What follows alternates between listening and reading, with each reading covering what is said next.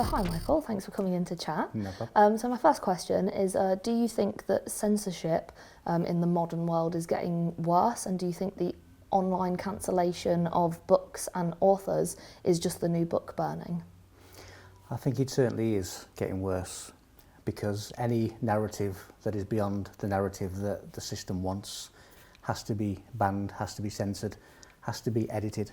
And that's always been the way, from the Vatican with the Bible, with the Jewish scriptures, with burning of the books, with Facebook and Twitter and YouTube banning you for saying something that they don't like. It's only going to get worse, but we will always find different ways of getting that information out there, because it deserves a chance. My next question is, do you think any speech or writing should be censored?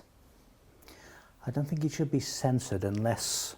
My biggest problem is the speech and the writing that is out there probably should be censored because it's not correct.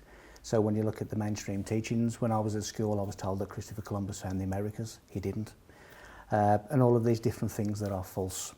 So if it's clearly false, then maybe it should be censored, because it is wrong to just give people a false narrative.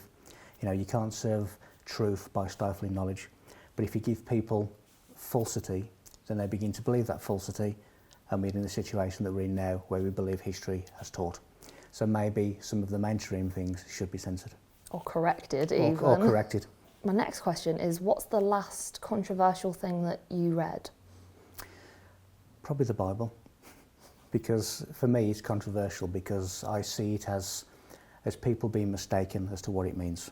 Now obviously it's the biggest, most read, most famous book in the world ever, and yet people are not reading it correctly to get the correct information, the correct meaning that was cleverly inserted, so people who could understand the levels that you need to get to. I would liken it to, if you're in a battleship and there's a submarine under the surface, if you want to let all these depth charges go, you need to get the correct depth to reach the submarine, otherwise you miss. And that's really what the Bible and other mystical books, that's the way in which they work. Unless you reach the correct levels, you're not going to understand their meaning.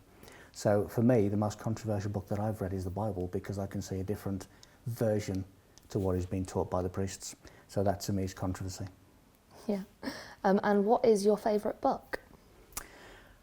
Ooh, good question. My favourite book, probably The Da Vinci Code, simply because it is my kind of thing, my kind of liking, and Dan Brown got away with a lot by calling it fiction, whereas there's a lot of non-fictional information in there. But he can turn around, if anyone attacks him verbally, etc., he can always say, it's a story, when we all know that there's a lot of truth and a lot of cryptic message in that story. So that's probably my favourite book. It is a good book.